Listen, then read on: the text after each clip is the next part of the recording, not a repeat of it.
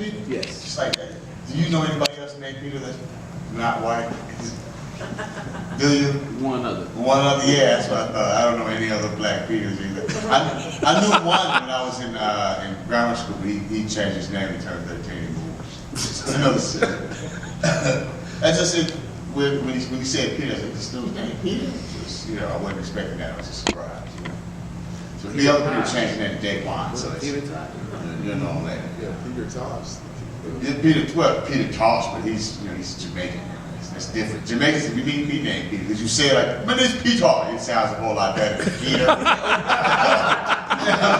It's Peter Tosh, mine. If my name's Peter, it's different. I'm not saying this. You don't sound like my name's Peter. It's not your voice either, but. But if you could get a Jamaican accent, that'd Yeah, be get Jamaican accent though, you can get a lot more questions. I work on it. It worked for Peter Tosh. I'm just saying. All right. I didn't have any jokes actually to tell. That's just wanted to tell some truths, some stories, you know. And, next week is 420. Yay! Turn up. It's also Easter.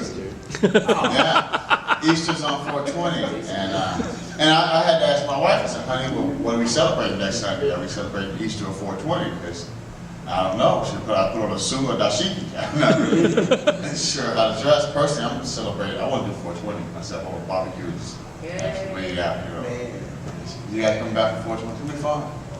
All right. Because Jesus was a hippie. When you think about it, Jesus was a hippie. Yeah, he was. He always had sandals. He had scruffy hair. He had the scruffy beard, long hair. He had, you know, had his robes. He was all peace and love. I read something about the burning bush. It might be Moses. Because of Moses. But I mean, yeah, he was a hippie. You can see that. Can't you see that? He was a carpenter. You know, most carpenters are potheads. I think he was. I think 420 is falling in perfect this year, is all I'm saying. Yeah. The only thing would have made it better would be the 4th of July fall on 420. It's not possible, but that would be good. Because then you'd be, the highway is so much better with the explosives and shit. Like, wow, this is a great week, you know. It would help. So I just wanted to say that. I want to tell true stories because earlier this week I was having a rough week. I was having a real rough week. My week started off, I had no money, nothing to drink, nothing to smoke, just a horrible week. And all I had in my refrigerator was a pack of hot dogs that nobody in the house liked. So, like the night before, the kids said, "We're hungry," so I ate these hot dogs. I said, "You know what? We'll just fix the broken noodles. We save it when we go broke." It's like, okay, fine, you know. It's just like usually we have nothing else to eat, and the lights go off, and then we eat the ramen noodles. So they would like, we just take the ramen noodles before the lights go out. We'll just do that. So I had just the hot dogs that nobody liked in the house. And so I said, well, I'll do something that can taste better. I'll go outside and I'll barbecue. So I went outside and I barbecued these hot dogs that nobody in the house liked. And I put the sauce on them, and they looked good. And my neighbors came by, and I have like 3 or 4 sets of neighbors in the building. And they came by and said, "You cooking hot dogs?" I said, "Yeah, you want a couple?" So nobody in my house likes them. And he said, "Sure, we'll have some of those hot dogs that nobody else likes." And they ate a couple of the hot dogs that nobody else likes, and they enjoyed them. And they said, "We're going to barbecue Saturday. We don't have a grill. We're going to pick it up Saturday." So we'll come back later and barbecue on this grill. I'll be done shortly. I said, "Okay." So they left. And then my other neighbors came by, and he said, "What are you doing?" I said, "I'm barbecuing hot dogs that nobody else likes." And he said, "Well, you know, I'll try one hot dog." So he said, "This is a pretty good hot dog that nobody else likes." And he ate one, he didn't like it. So he said, "Well, listen, if you don't mind, I'd like to use your grill, and I'm going to come back with some meat. I'll grab some barbecue, some barbecue charcoal briquettes." I said, "No, I have extra charcoal. I'll get the fire started. Just bring the meat." He said, "All right." So he came, he brought some meat, he brought some ribs and some chicken, and we ate the ribs and chicken. And he said, "Take some for your wife." I said, "All right." So I grabbed some for my wife, because we didn't have anything left with those hot dogs that nobody liked. So I took the ribs and the chicken to the side, too much there for my wife, and a couple for the kids, and we sat.